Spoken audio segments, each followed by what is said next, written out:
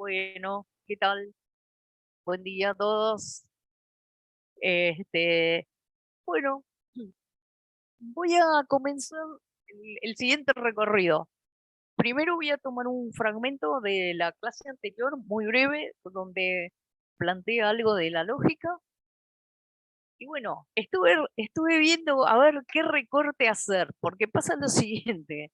Obviamente, si tenemos la lógica de Aristóteles, la lógica matemática, y la entrada para la teoría axiomática serían, digamos, un trabajo que lleva muchísimo tiempo hacerlo, digamos, con bastante precisión. Entonces lo que voy a hacer es, voy a hacer breves recortes, tomar algunos textos, vamos a hacer brevemente, en realidad, de lo que voy a tomar, tanto de Aristóteles como de la lógica formal o lógica matemática, va a ser justamente el cuadrado de oposición, que algo vimos, va a estar seguramente mucho más extenso en la clase que yo ya di el año pasado. Hay una o dos que trabajamos eso. Hoy lo voy a, digamos, hacer un recorte como para situar una diferencia sustancial, si se quiere, de la lógica aristotélica con la lógica matemática, y para ir entrando a la teoría axiomática, porque en realidad acá en el seminario 16, de un otro al otro, él va a situar varias cosas de la teoría axiomática. Y, digamos, en un momento dado, en una de las clases, él va a decir que justo acaba de salir el libro de Jean-Louis Cribin. Ahora voy a escribir porque hoy estrenamos aquí, yo, por lo menos con ustedes, a ver si estrenamos de verdad. Vamos a ver, voy a compartir, vamos a ver.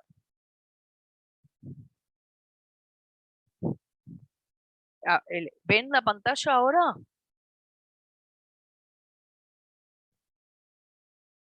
Sí, ¿Se pero ve o no? Sí, vacía. vemos una pantalla en blanco, sí.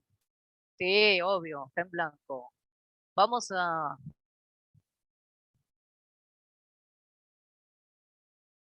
vamos a ver si estrenamos correctamente.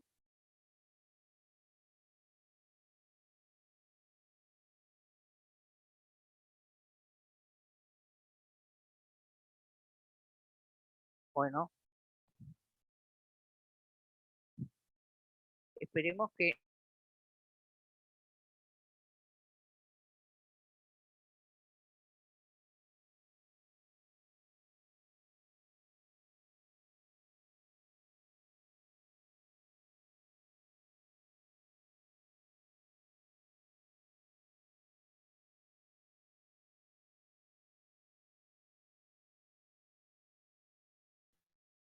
La perdimos. Ah, no, no te escuchamos, Mónica.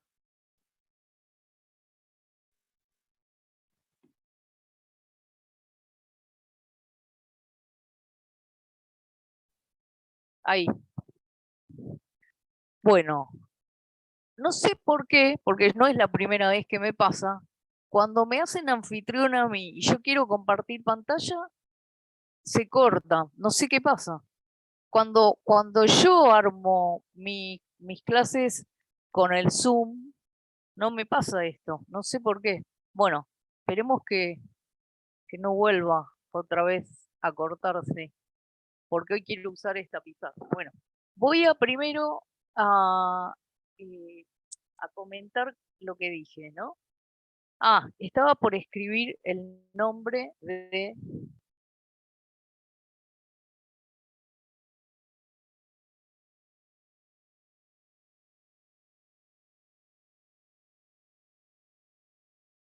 Bueno, acá.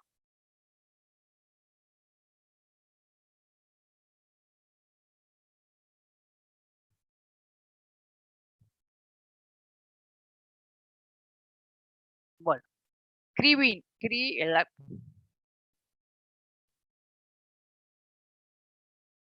Ahí está, Krivine. Bueno, Krivine es un autor, un matemático francés, bueno, contemporáneo de Lacan, que sacó un libro en esa época que se llama Teoría, Lógica y Teoría, tiene lógica y teoría axiomática y también tiene teoría de conjuntos.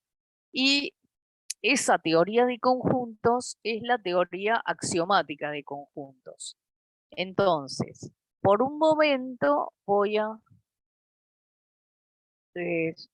dejar de compartir y después veré si así voy a trabajar primero un par de textos. Entonces, digo, voy a comenzar en lo que en la versión de Py 2, en la página 33, dice, sería esencial que tuviéramos en el psicoanálisis algunos espíritus formados en lo que se llama, no sé por qué, la lógica matemática.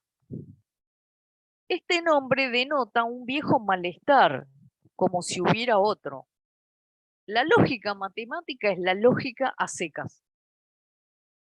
Resulta que implicó la matemática lo que la distingue de la lógica aristotélica, que evidentemente no implicaba mucho la matemática.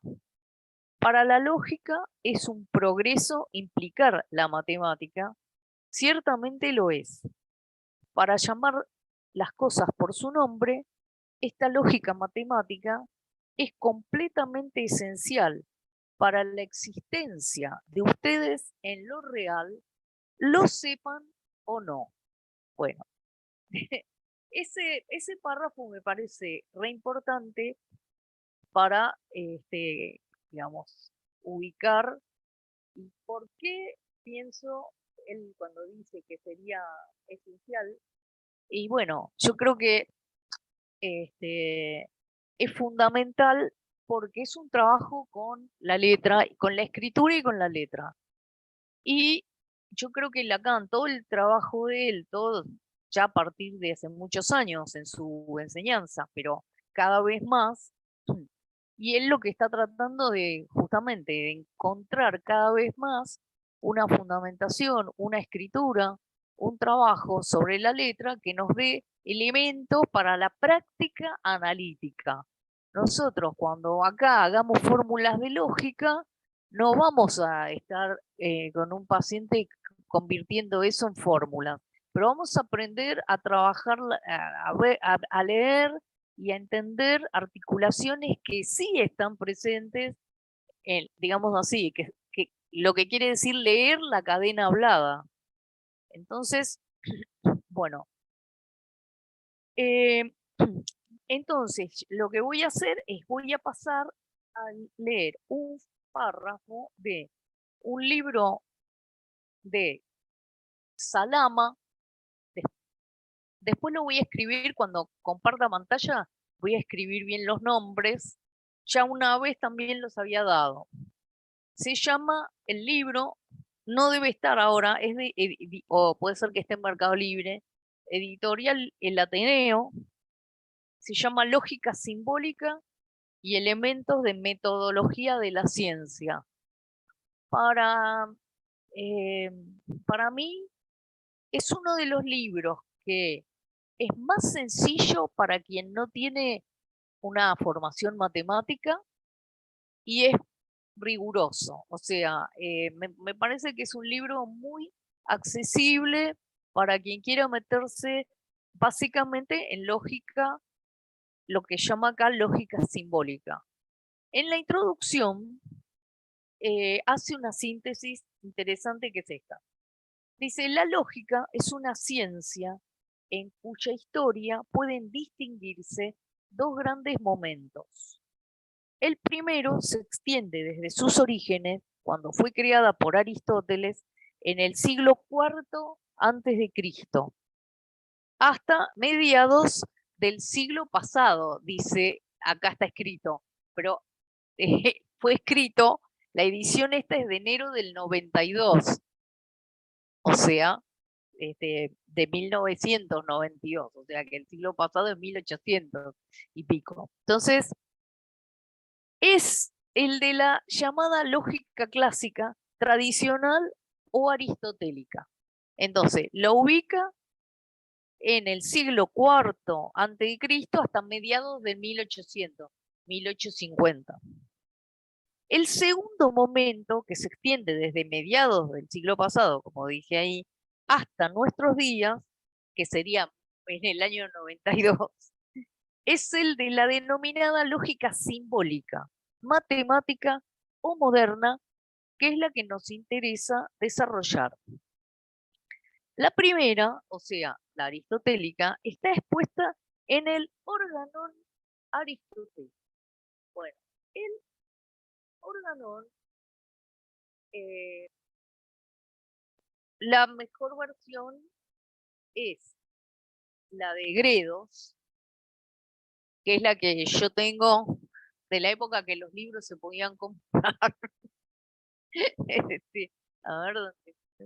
Acá. No sé, ahí. Bueno, después lo pongo, pero esta es la edición de Gredos que tiene 2 tomos. Entonces, ahora dice así. Está expuesta en el Organón aristotélico y se enriqueció con distintos aportes a través de las edades media y moderna, pero sin sufrir modificaciones sustanciales.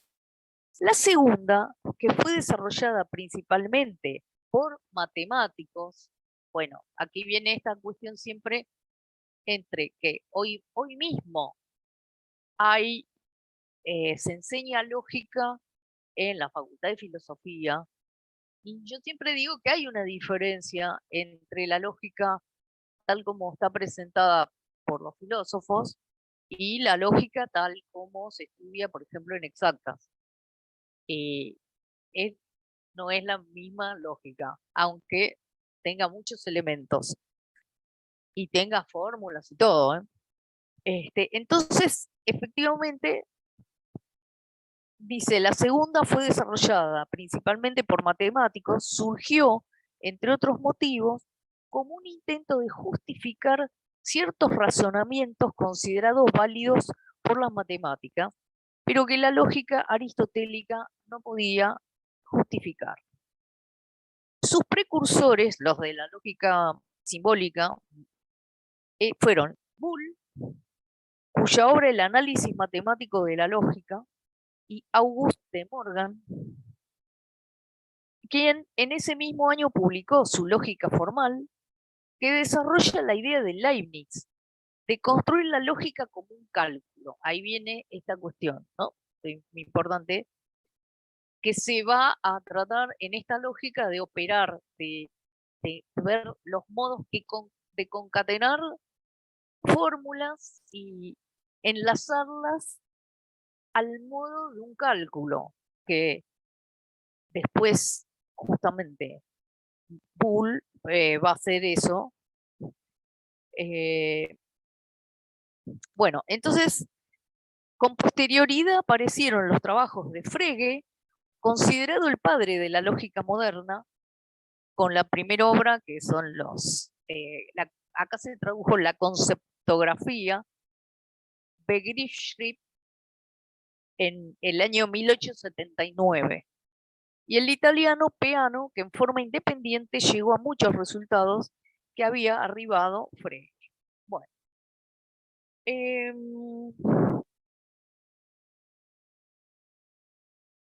Dice, no debe entenderse que la lógica simbólica se contrapone a la tradicional, sino que por ser más amplia, más rica y poseer un simbolismo más poderoso, los logros de la lógica clásica quedan comprendidos en ella.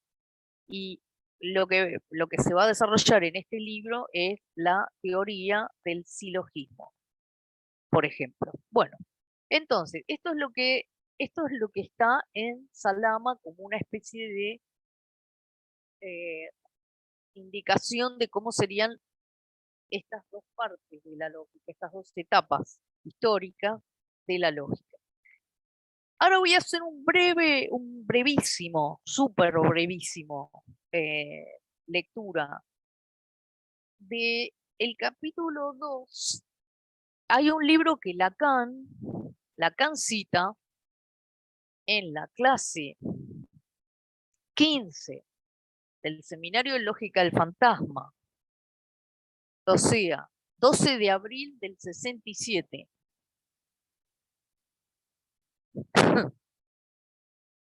Ahí está hablando de Lukasiewicz y está hablando de Aristóteles y menciona el excelente libro de Knill. Ahora después lo escribo, Kneale, que son William y Martha Knill.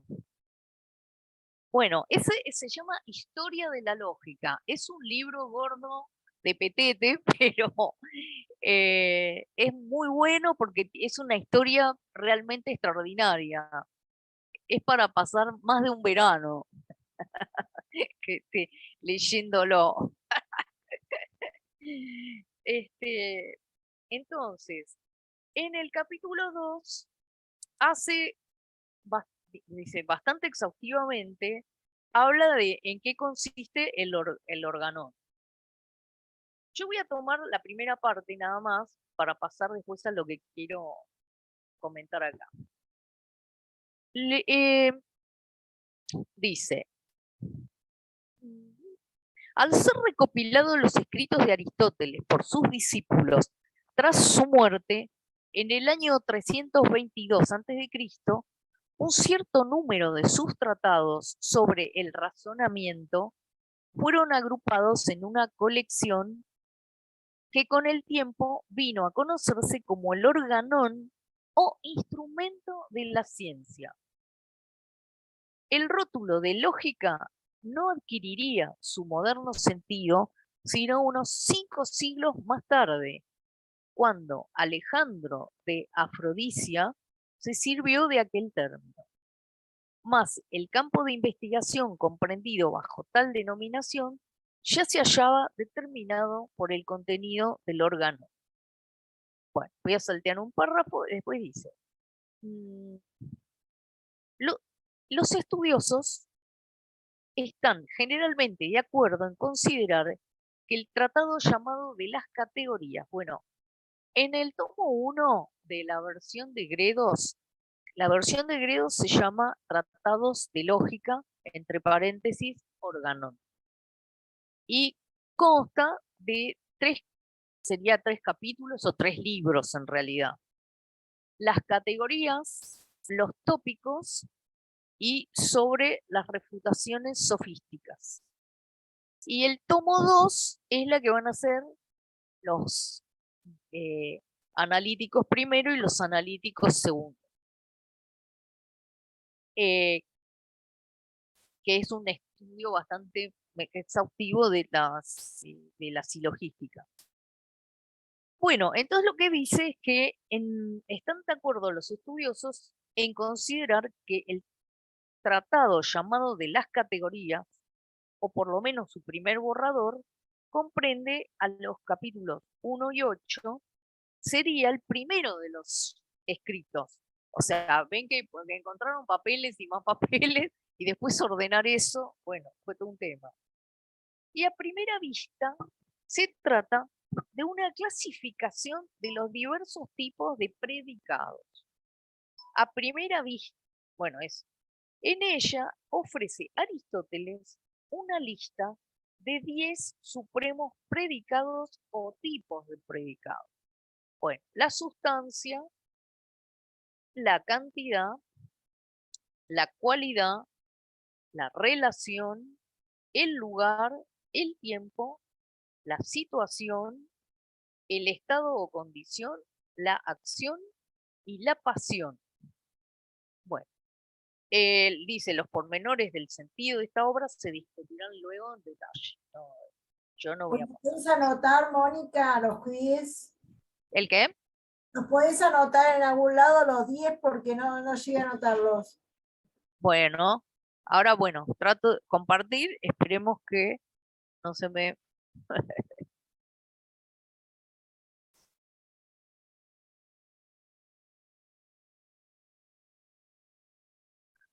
A ver.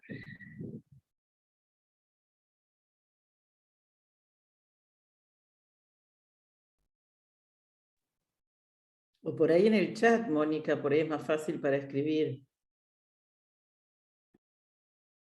¿Cómo? O en el chat, por ahí es más fácil para escribir. Ah, puede ser, tenés razón. Capaz que sí. Bueno, veo acá y si no, porque este a veces anda bien y a veces anda medio. Entonces, es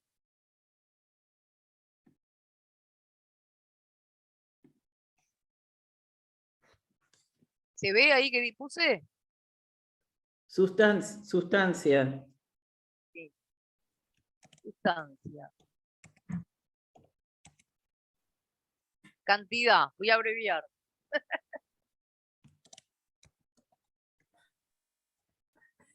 Cristina, Cualidad.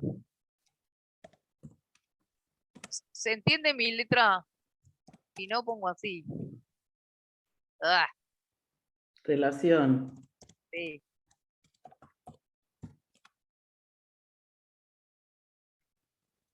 Lugar, Lugar.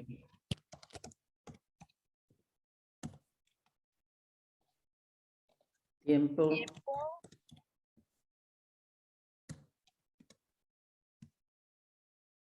situación o postura, estado,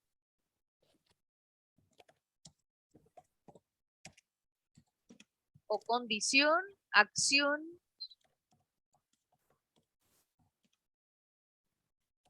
y pasión.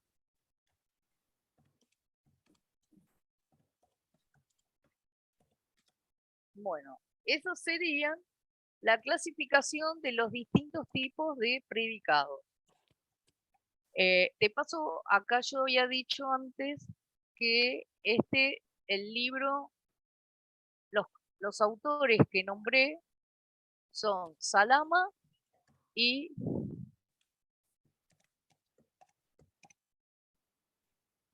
Knill. William como Shakespeare y Marta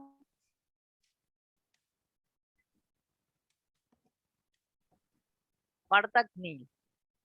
Este se llama Historia de la Lógica, el de los Knill, y el otro se llama Lógica Simbólica. Y bueno, y elementos de metodología. Bueno, entonces, sigo con un fragmento de lo que dice Knill. En el de Knill dice, bueno, a continuación habría que emplazar el tratado de los tópicos, con su apéndice, que acá lo ponen como algo separado, y se llama acá sobre las refutaciones sofísticas, en el tomo 1 de Gredos. Y dice, el especial interés de esta obra, o sea, de los tópicos, radica en que parece proceder directamente de la consideración de las confrontaciones dialécticas a que antes se ha aludido. En efecto, se nos dice que versa expresamente acerca del razonamiento dialéctico, el cual es definido como razonamiento que discurre a partir de opiniones comúnmente aceptadas y contrapuesto al razonamiento demostrativo, esto es, aquel que se hace a partir de premisas verdaderas y ciertas. Bueno, y ahora en el otro libro, entonces, el que se llama Sobre la interpretación, es la obra que es la indagación de la oposición entre parejas de enunciados y sus diversas variedades. Ahí va a empezar con el tema del silogismo también.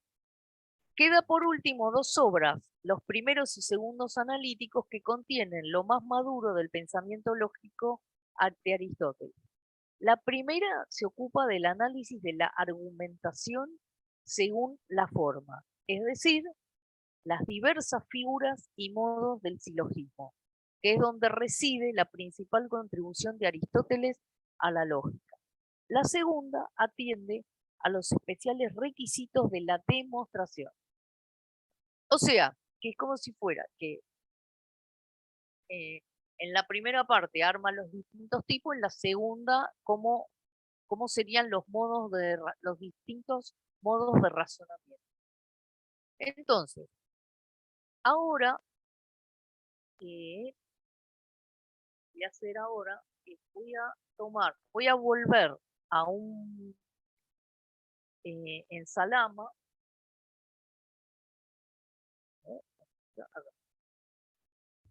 en la página 45,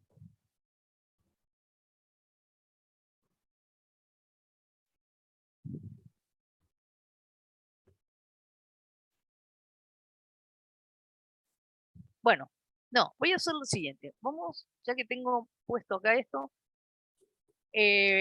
voy a mostrar el cuadrado de oposición según Aristóteles, que ya algo habíamos visto. Voy a borrar lo que escribí. Igual en la grabación queda. Entonces, está grabando, ¿no?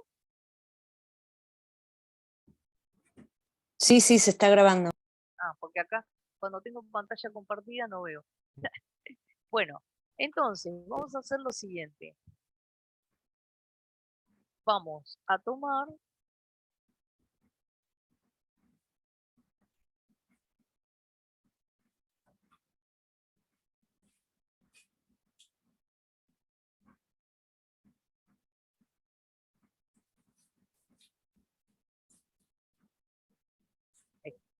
bueno, vamos a tomar esto y ya que está, vamos a hacer otro acá para después. Bueno, no sé si recuerdan, vamos a repasar brevemente. Digamos así, los enunciados categóricos, se llamaban enunciados categóricos, había 4 tipos de enunciados categóricos. Estaba el universal afirmativo, que digamos así, Aristóteles, o con Aristóteles, podíamos poner todo S es P. Después teníamos el universal negativo, ningún S es P. Después teníamos el particular afirmativo, algún S es P, y el particular negativo es algún S no es P, dice acá.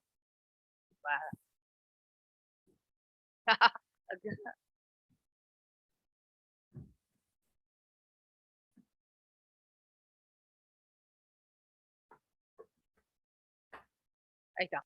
Bien, entonces, con qué letra se escribía? Esta era lo voy a escribir un poquito.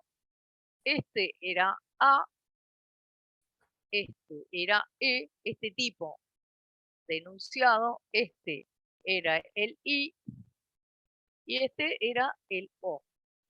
Entonces, ¿qué teníamos? Teníamos así, que este famoso cuadrado de oposición, las dos que están arriba, estos enunciados se llamaban contrarios. O sea,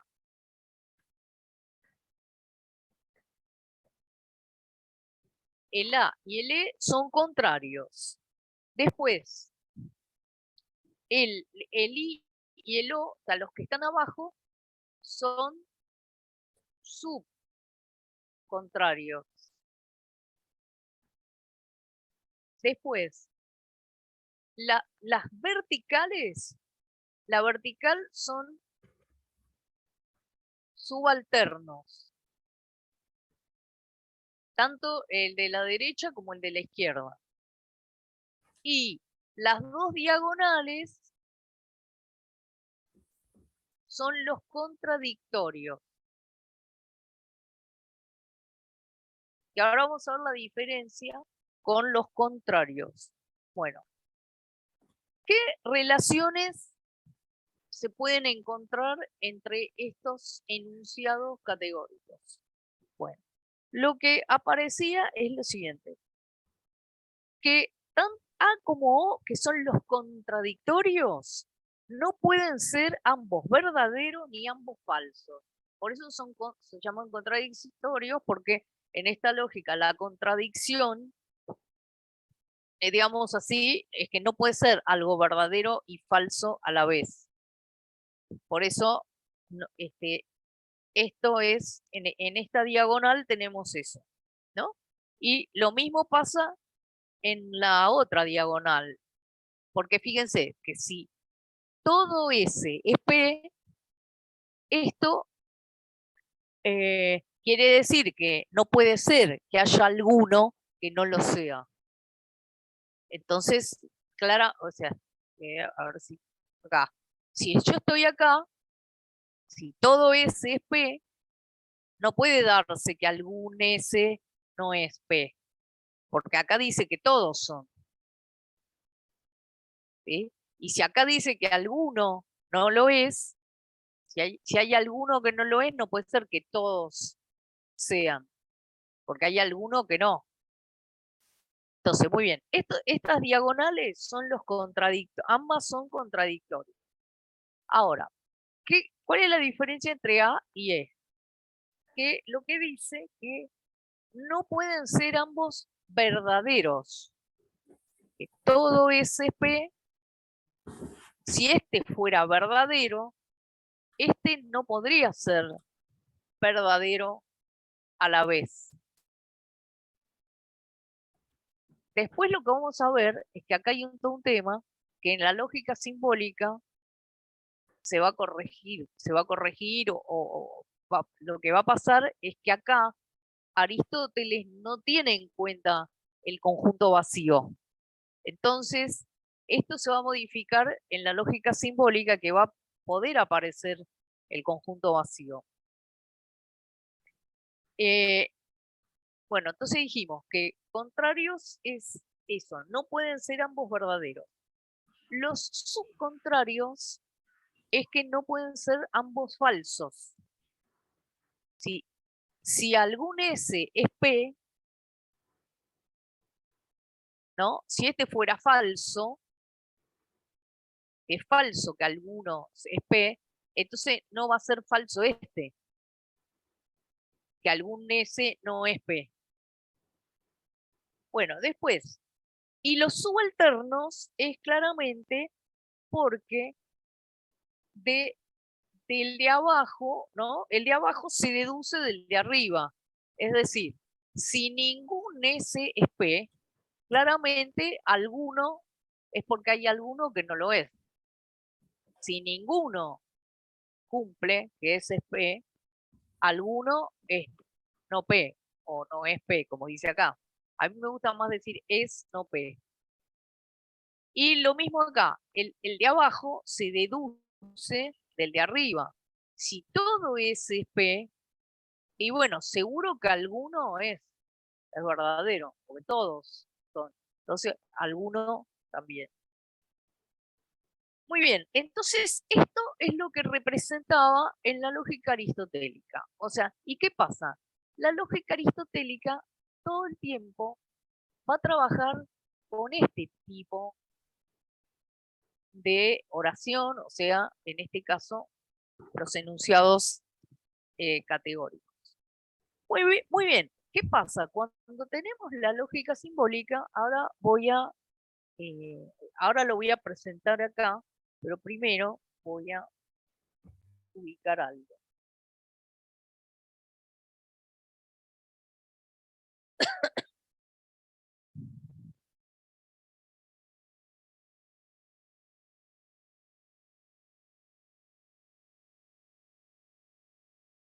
Quiero...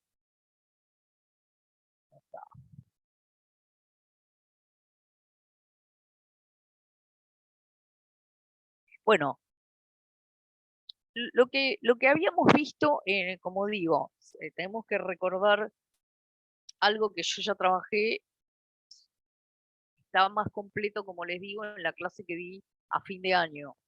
Hay que ir a revisar. Pero lo que habíamos visto, ¿qué pasa? En la lógica simbólica vamos a tener, por un lado, que vamos a asignarle letras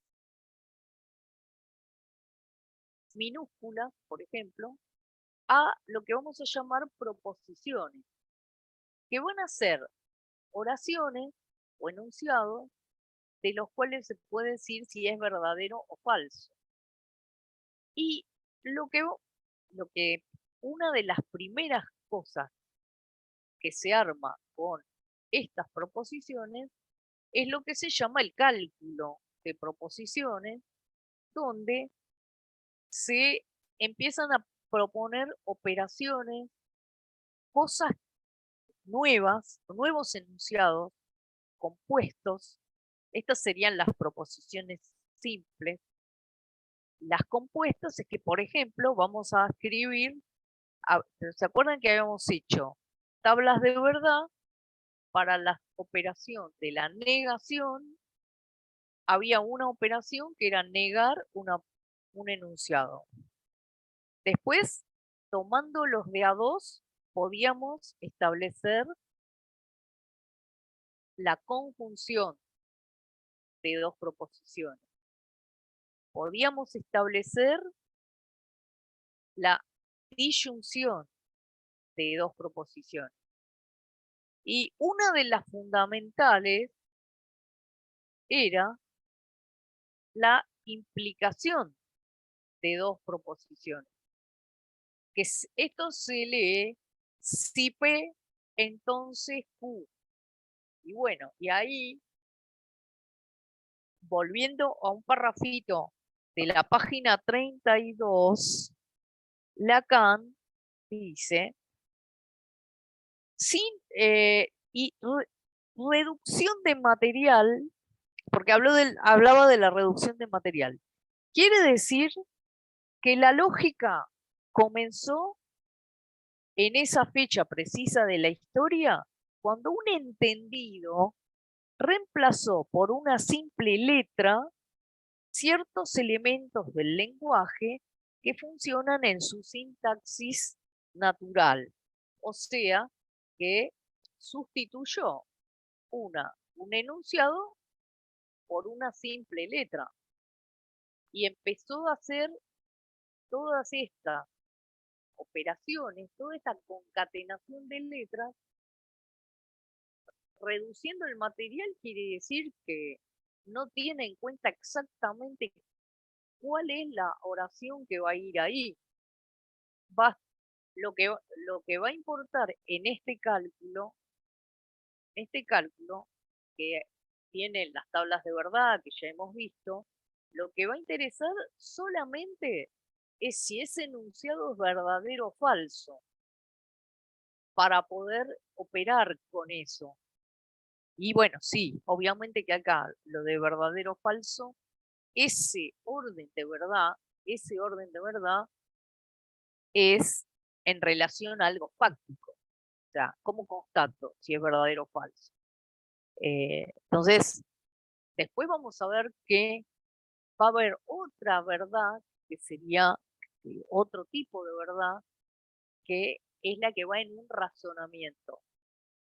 Bien, entonces, y acá Lacan dice que esto, o sea, esto que el hecho, ¿no? La lógica comenzó en la fecha precisa cuando un entendido reemplazó por una simple letra, acá,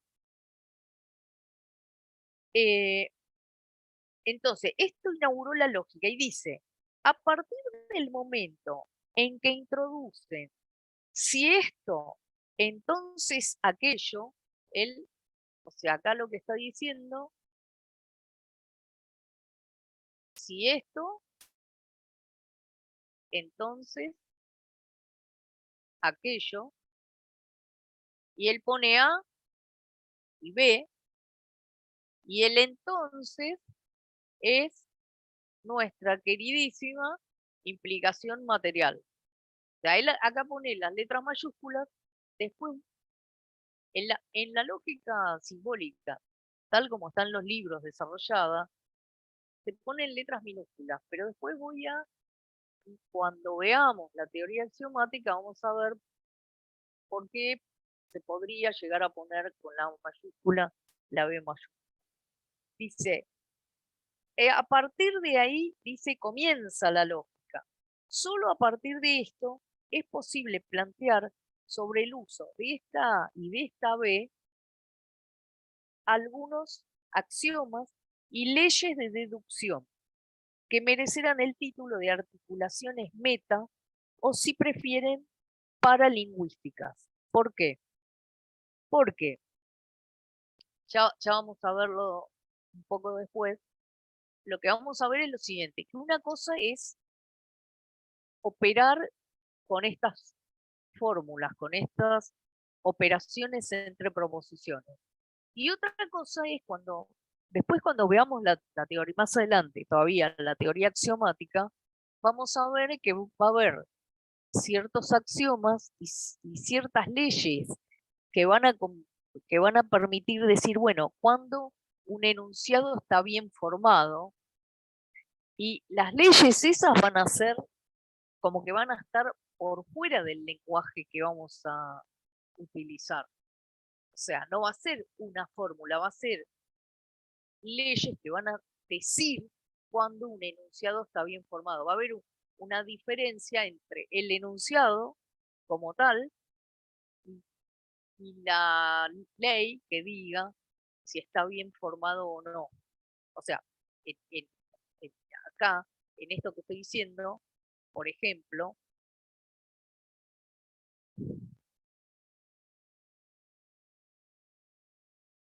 con los símbolos que puse recién, que no puse el paréntesis, los paréntesis, digamos, habría que incluir los paréntesis, por ejemplo. Entonces, claramente esto que acabo de poner no va a ser un enunciado bien formado. En primer lugar, porque el paréntesis, cuando yo quiero escribir una proposición compuesta, tengo que abrir un paréntesis, no cerrarlo.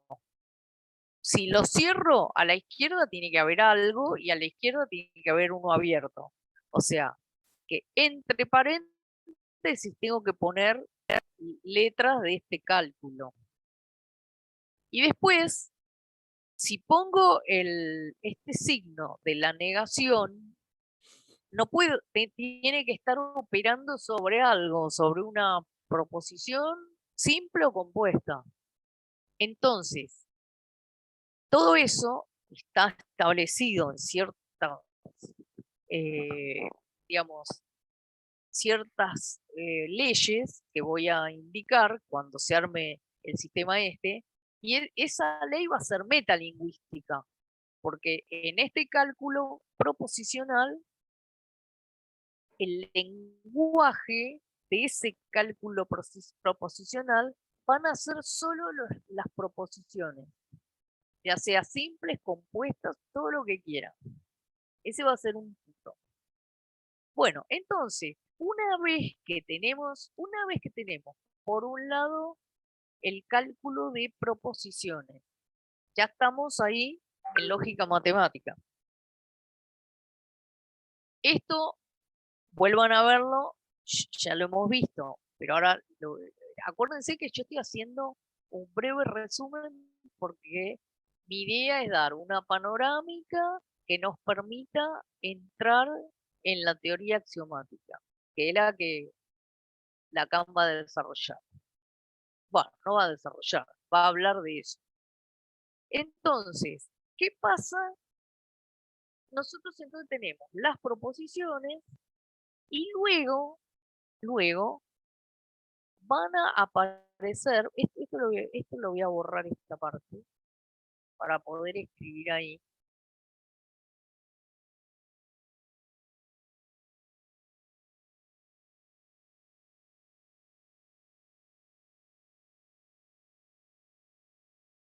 Entonces,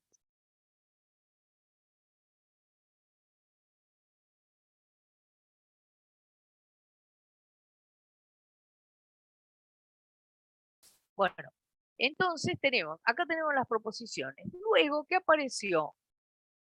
Aparecieron las funciones proposicionales.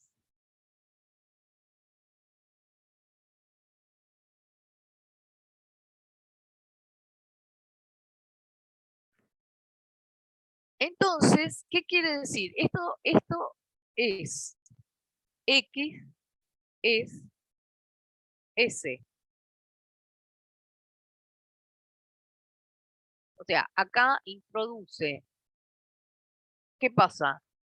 Este enunciado, yo no puedo decir si es verdadero o falso, porque no sé quién es X. X acá es una variable, en este lugar puede ir cualquier cosa, con lo cual esto no es no es una proposición. Y por eso se dice que es una función proposicional. Ahora bien, entonces las funciones proposicionales van a convertirse en proposiciones si utilizo los cuantificadores.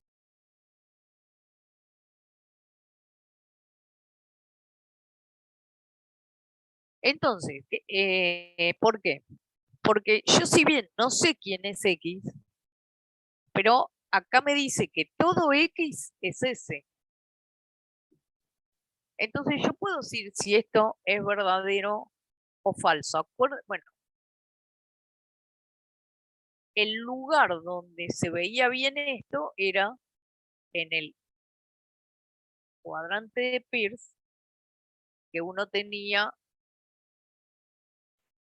¿no? El tema de los trazos, si eran verticales o no. ¿Sí?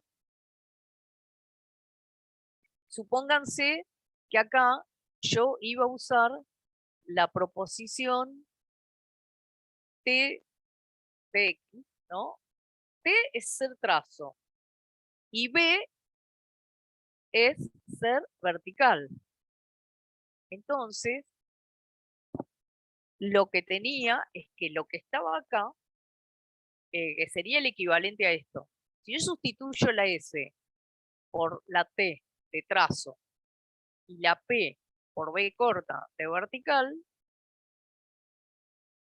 acá lo que yo tendría que estar poniendo es para todo X, bueno, no lo voy a poner con T y B, lo voy a escribir para que se vea como acá.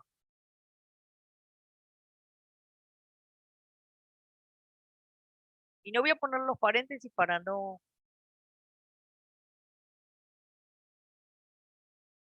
Fíjense, esta es la manera que la lógica formal traduce el cuadrante acá, el cuadrángulo de oposición, o el cuadrado de oposición.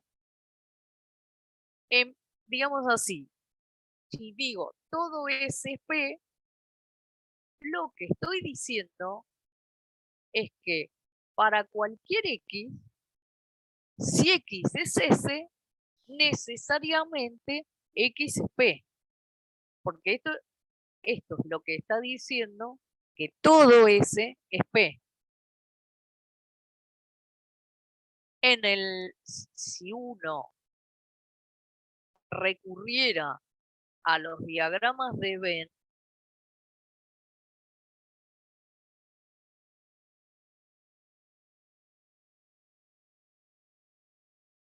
que todo S es P, quiere decir que S está incluido en P. Entonces, estar en S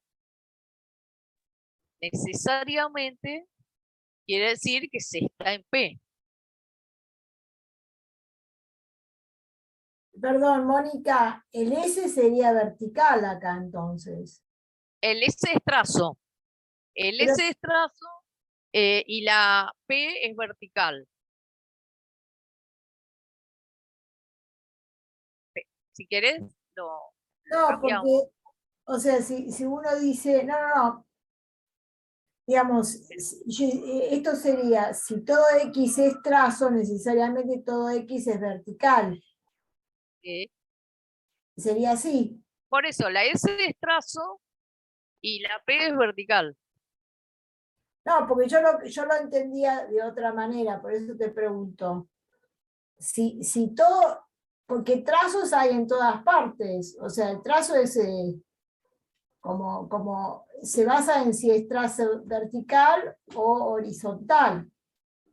Entonces yo pensaba que Una cosa, sí, acá, si bien en el de Peirce yo tengo en cada cuadrante distintos tipos de trazos, ¿no es cierto? sí, Esperá, voy a ver si puedo. o sea, el trazo,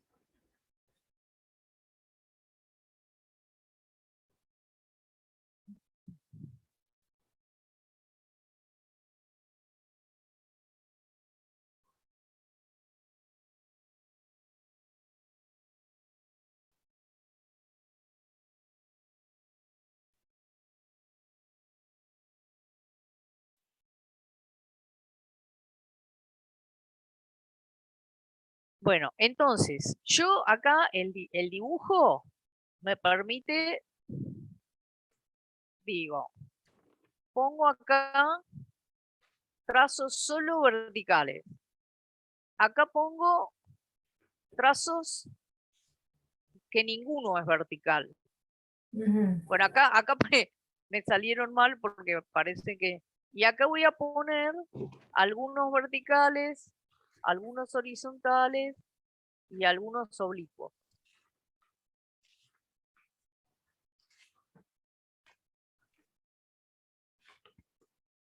¿No? Bueno, pero, acordate que el cuadrángulo, el cuadrado este de oposición me va a relacionar dos tipos de conjuntos, si querés pensarlo como conjuntos, o dos clases, porque todavía no estamos hablando así de conjuntos propiamente dicho. Entonces vamos a tener que relacionar los trazos, ser trazo y ujú. ser vertical. No me voy a ocupar en la construcción de estas frases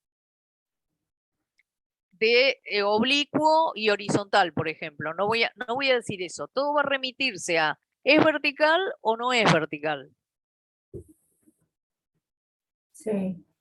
¿Sí? Entonces, lo que yo voy a tener es que la afirmativa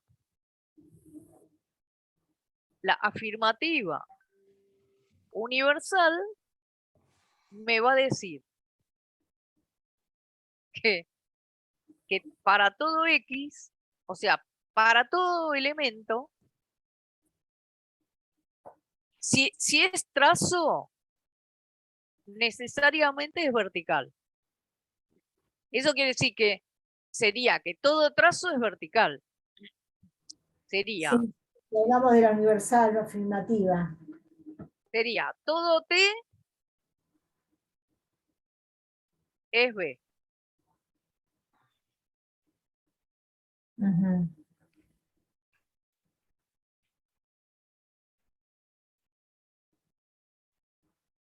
Ahí. Todo T es B. Estoy sustituyendo en el de Aristóteles, si quieren, la S por T y la P por B. Si hacemos esa sustitución en el cuadrado que hicimos antes, ¿Cómo vamos a corregirlo ahora? ¿Cómo vamos a escribirlo? Reescribirlo. Bueno, ¿qué quiere decir? Que ahora, acuérdense que los universales, los de arriba son los dos universales. Entonces, ahora también el universal va a tener que ver con un para todo. En esta, sí, es decir, va a haber una correspondencia entre los universales que ahora se van a escribir con el cuantificador universal, que es el para todo. Y las dos de abajo, que son las particulares, van a escribirse con el cuantificador existencial. Existe al menos uno. Entonces, vamos a continuar. Acá estoy diciendo las condiciones que tienen de escritura de las 4 esquinas en términos de los cuantificadores. Arriba va a ir el para todo en ambos lados. Abajo va a ir el existe en ambos lados, en el I y en el O. Ahora, ¿cómo sería entonces? Acá entonces, ¿qué querría decir acá? Que ningún trazo es vertical. ¿Y eso cómo lo escribo? Lo escribo que si tengo un trazo, entonces seguro que no es vertical. Acá pongo la implicación con vertical afirmativo, ahí está la afirmativa, y acá pongo el trazo, digamos así, después de la implicación me queda la negación del vertical. O sea, que decir que ningún trazo es vertical se escribe diciendo que para todo X, si es trazo, entonces no es vertical. O sea, que el ninguno de Aristóteles lo que niega es la verticalidad.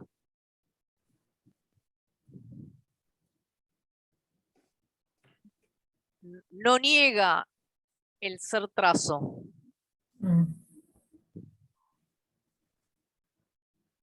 Bueno, y entonces, los dos de abajo, ¿qué va a pasar? Los dos de abajo van a ser conjunciones. ¿Por qué? Porque yo estoy diciendo que, como digo,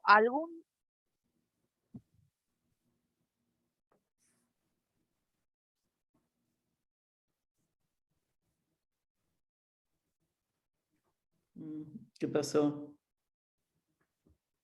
acá.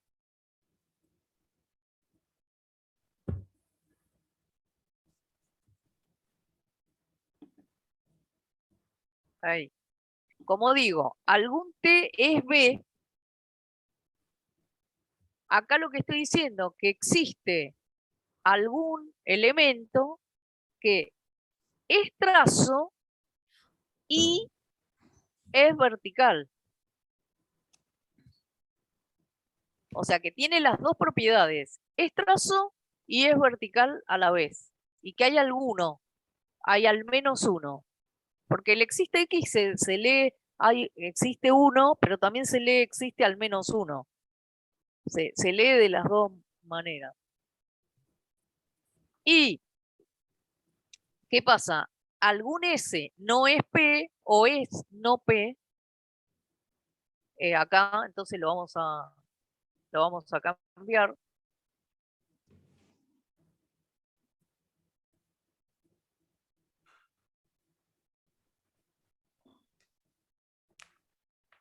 Ahí. Entonces, lo que vamos a decir en esta parte, ¡guau! ¡Ah! Se me borró.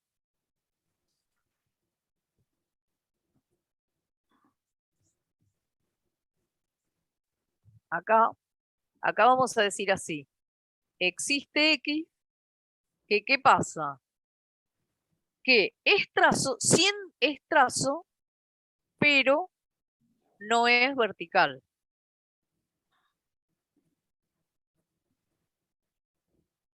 Entonces, ahí tenemos cómo quedó traducido, por así decir, digamos, el primer cuadrado sería con el modo de escritura aristotélica. El segundo cuadrado es el modo que tiene la lógica formal, o lógica simbólica, o lógica matemática, o lógica moderna. Bueno, lo que vamos a ver que hay, voy a decir esto solamente y así después doy paso a las preguntas, pues ya falta poquito. Y entonces, les cuento algo más, pero hoy no tenemos tiempo, pero la semana que viene sí ya vamos a entrar directamente en, bueno, salvo que ustedes quieran hacerme preguntas, si me las mandan por mail y si tengo que volver sobre algo de esto, vuelvo, pero mi idea es, para poder meternos en lo que está trabajando ahora en el seminario, es tomar algunas definiciones del libro de Cribin y trabajar también con un texto que es un archivo PDF de un matemático chileno, que está muy bueno, que es de teoría axiomática de conjuntos. Entonces vamos a ver cómo se definen ahí, que en realidad los conjuntos y el símbolo de pertenencia van a ser elementos que no se definen, que se toman como elementos de la teoría. Vamos a ir viendo axiomas y en particular tenemos que llegar a ver cómo se define el par ordenado. Pero primero tenemos que definir algunas cosas, por eso hoy mejor no empezar con eso ya. La vez que viene vamos a empezar directo con eso. Hoy lo que quiero mostrar es cómo la escritura que tenemos acá nos va a permitir, voy a borrar, me parece, puedo borrar, al menos voy a borrar. Mónica, entonces este último se lee, existe al menos uno que siendo trazo no es vertical. Claro, Es decir, que existe al menos uno que es trazo y no es vertical. okay. Bueno, entonces, ¿qué pasa? Pasa, como les decía, voy a ver si borro esta parte. Vamos a ver esta parte.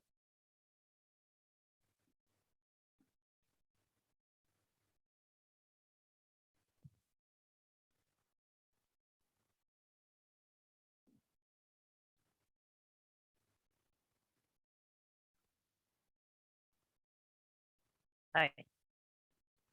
Bueno, ¿qué pasa? Yo les había dicho que en Aristóteles lo que ocurre, que en Aristóteles lo que no hay, él no trabajaba con el conjunto vacío, o sea, él las clases que usaba tenían al menos un elemento, o sea, no sé, digamos, ni lo directamente, no me acuerdo ahora si en la obra directamente lo dice explícitamente o no, pero claramente que, ¿qué pasaba? Que uno podría decir así, ¿qué pasa? ¿Qué pasa con esta frase esto de acá. ¿Qué pasa con esto? ¿Qué pasa con esto? El para todo X, T de X, entonces B de X. ¿Qué pasa con esto en este primer cuadrante? El vacío, digamos. El vacío. Bueno, acá lo que pasaba es lo siguiente. Acuérdense una cosa. Esto se puede traducir también, que, fíjense, para todo elemento,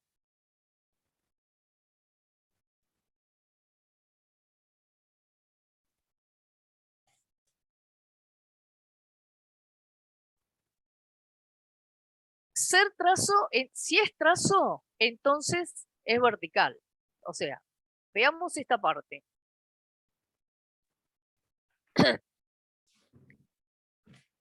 ¿Qué pasa acá? ¿Qué pasa acá? Todo trazo es vertical. ¿Qué pasa con los trazos? X. ¿Hay un X que sea trazo acá? Entonces, ¿qué quiere decir? Que la proposición sería que para todo X, T de X. O sea, la proposición sería que para todos los elementos, X es un trazo. Pero resulta que acá no hay. Entonces, lo que quiere decir que yo estaría teniendo aquí algo falso. O sea, de movida, el antecedente sería falso.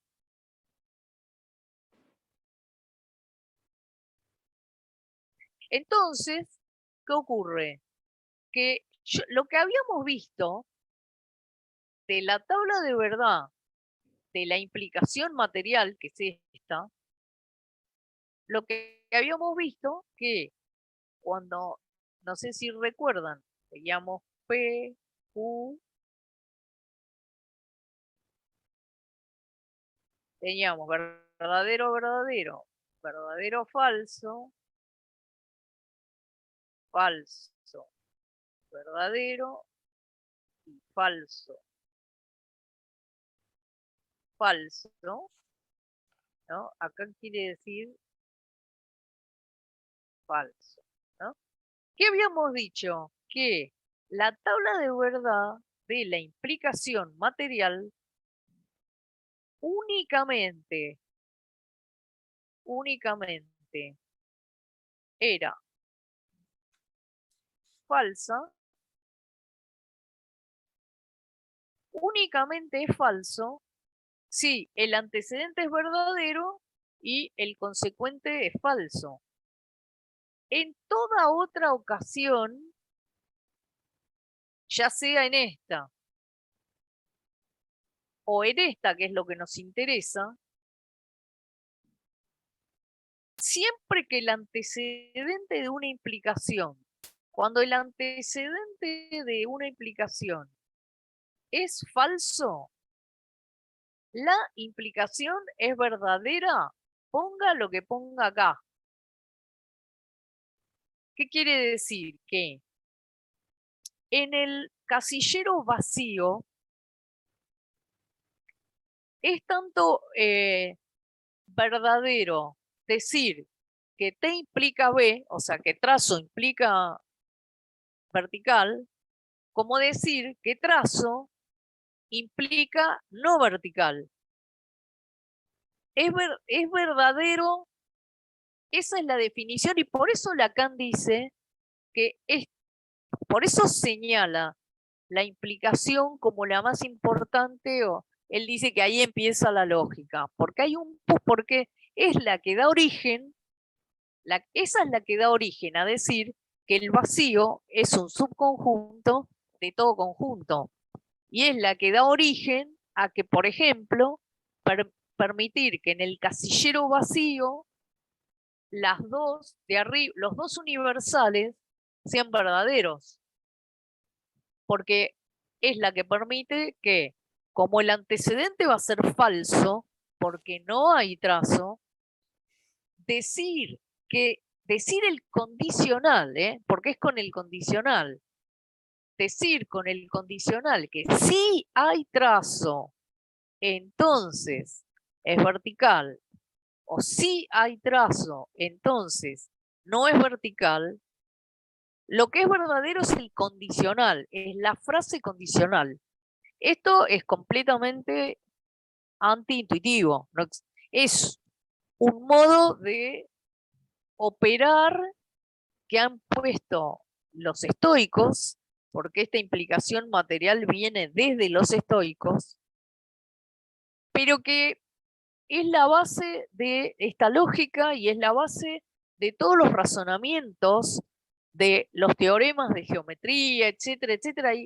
Hay, bueno, todo el edificio de la lógica clásica y las consecuencias de la lógica clásica están articuladas no solo en la conjunción, la disyunción, sino básicamente en esta implicación tan exótica como eso, que le da lugar al casillero vacío. O sea, le da lugar a predicar del vacío, acerca del vacío y armar enunciados verdaderos en esta lógica. Estamos diciendo en esta lógica. Bueno, esta es la parte más compleja en un punto, me parece, porque justamente cómo entender, no sé si se trata de entender. Por eso también yo creo que acá, en qué puntos Lacan toma estas cosas, porque me parece que esto nos lleva a aprender que hay cosas que no pasan por la comprensión, sino por la operación, porque operan cuando él dice que, ya sea cuando dice que el objeto es una letra del álgebra, ahora podría estar diciendo que es una letra de la lógica, porque son letras, si bien tienen otras connotaciones, otro modo, yo lo que creo es que, bueno, que este trabajo nos lleva a tener más elementos para pensar en la práctica. Y esta cuestión de cómo se combinan esas letras, etcétera, etcétera. Muchas cosas que podemos pensar. Bueno, pasemos a las preguntas y la vez que viene retomamos entonces, ya voy a introducir ahí sí ya solo la teoría, vamos a empezar con la teoría axiomática para, como les dije, definir par ordenado, que es lo primero que estaba en esta clase 3.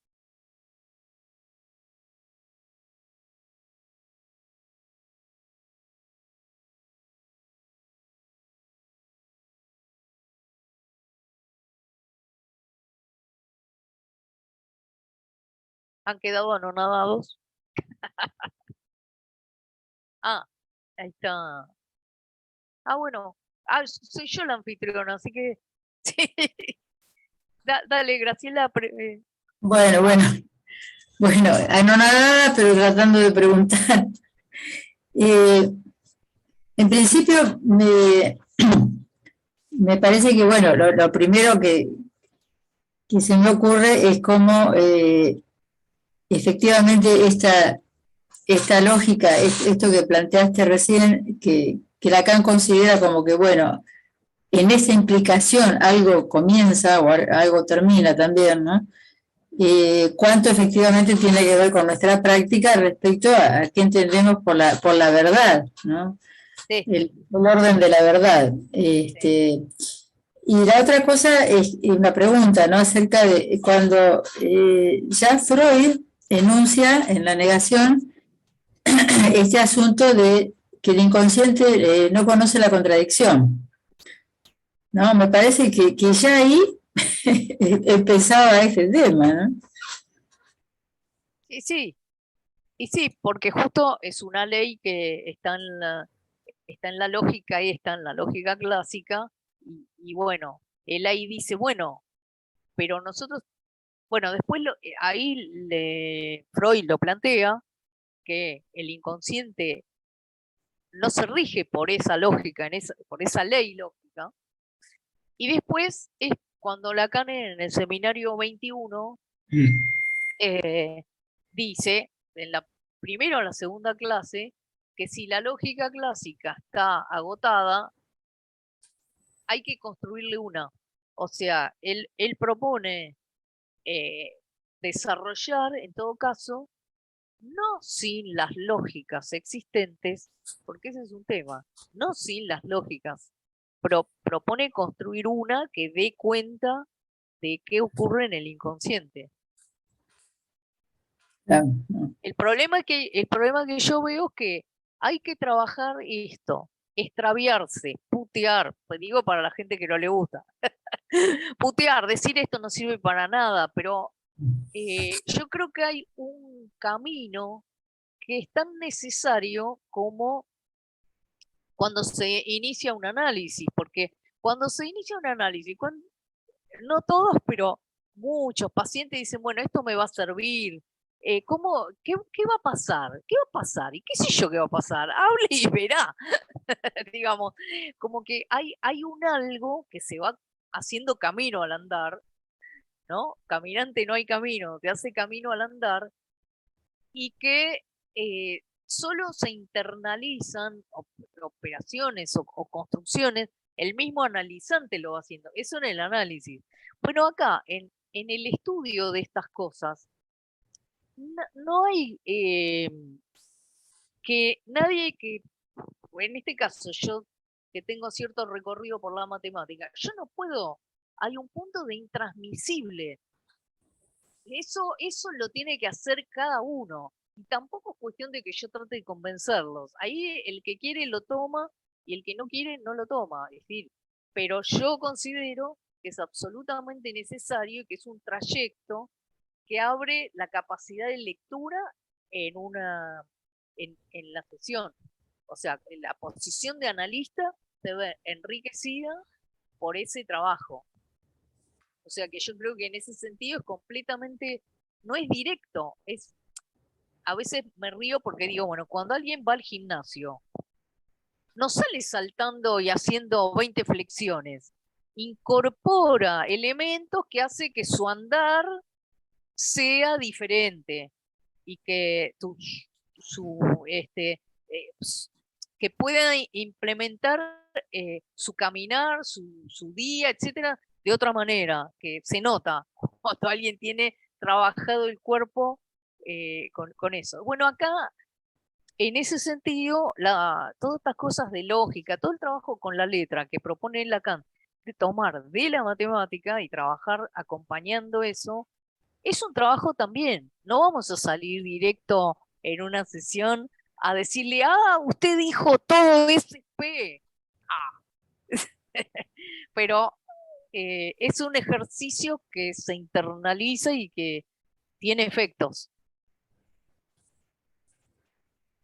Y esto último que decías, Mónica, a mí me parece que en el recorrido de, digamos, lo que nos transmite de alguna manera Lacan, por lo menos para mí en la experiencia como analizante y como analista, en cada caso y con cada vez de un modo muy particular, me parece que justamente esta palabra que decís, que se incorpora, que se escribe en el propio andar, ¿no? Se hace camino al andar, una lógica que no se pierde, en el sentido de que después por ahí uno no puede dar cuenta matemáticamente de esa lógica, sino que la ha incorporado a lo largo de los años.